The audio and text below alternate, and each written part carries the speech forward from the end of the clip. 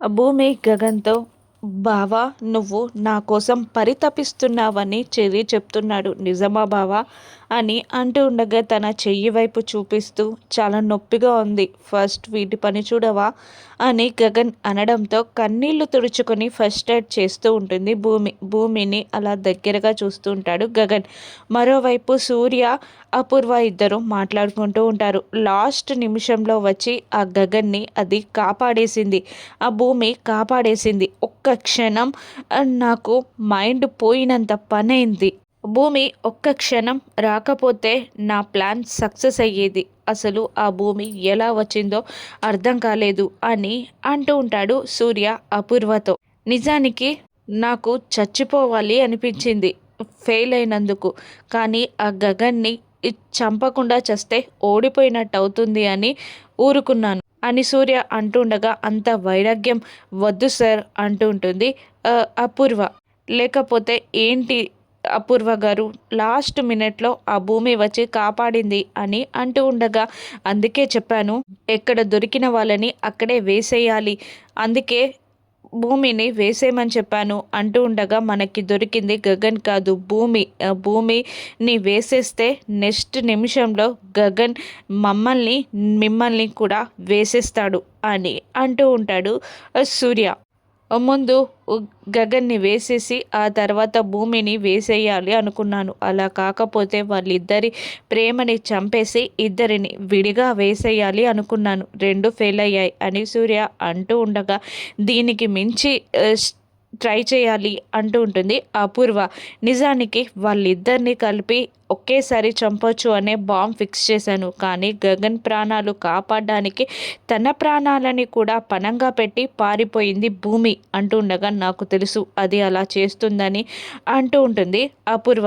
నా ప్లాన్ ఏంటంటే ఇద్దరిని ఒకేసారి చంపేయాలి వేరు వేరు చోట్ల అని అపూర్వ అనగానే ఓకే అంటాడు సూర్య.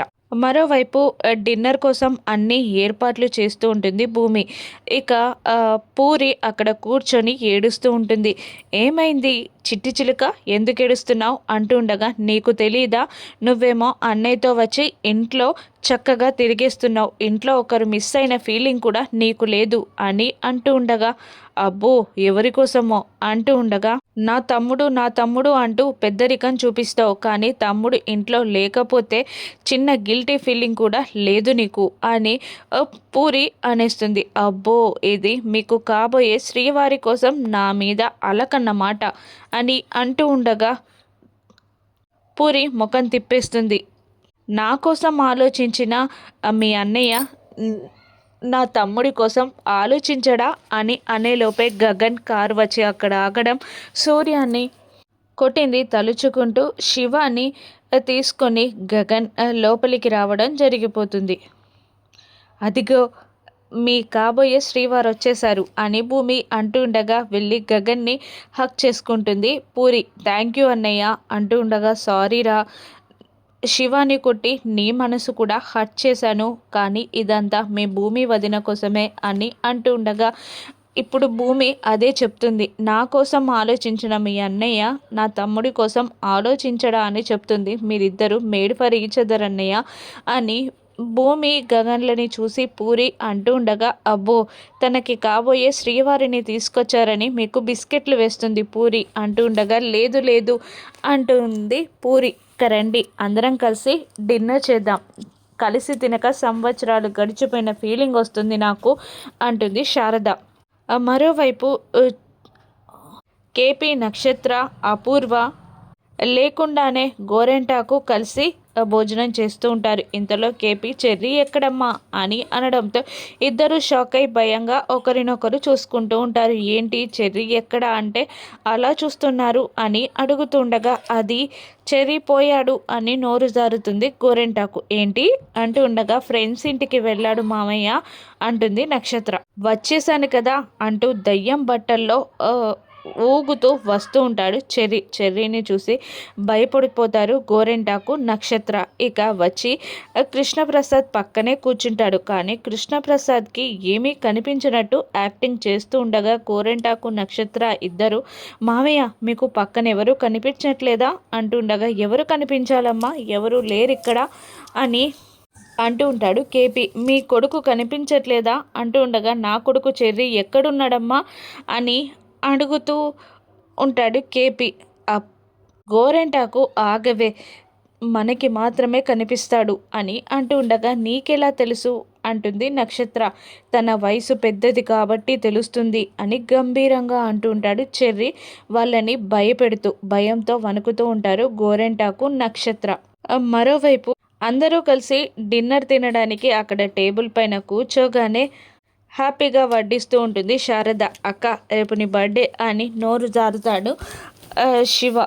కళ్ళు ఉరుముతూ చూస్తూ ఉంటుంది భూమి. ఏంటమ్మా భూమి, నీ బర్త్డే చెప్పడం తప్పన్నట్టు మీ తమ్ముణ్ణి అంత కోపంగా చూస్తున్నావు అంటుండగా, అది అత్తయ్య, నేను పుట్టినప్పుడే మా అమ్మ చనిపోయారు, నాకు దూరం అయిపోయారు. అందుకే నాకు బర్త్డే సెలబ్రేషన్స్ చేసుకోవడం ఇష్టం ఉండదు అని బాధగా తలదించుకొని చెప్తూ ఉంటుంది భూమి. అందరూ ఒక్క నిమిషం సైలెంట్ అయిపోతారు. గగన్ ఇలా అంటూ ఉంటాడు, పుట్టినరోజే తల్లి దూరం అవ్వడం అనేది చాలా బాధాకరం. కానీ నువ్వు అలా బాధపడుతూ అక్కడే ఆగిపోకూడదు కదా. అలా బాధపడుతుంటే పైలోకంలో ఉన్న మీ అమ్మగారు కూడా బాధపడుతూ ఉంటారు కదా. నా వల్లే నా కూతురు బాధపడుతుంది అని తను అనుకుంటారు కదా.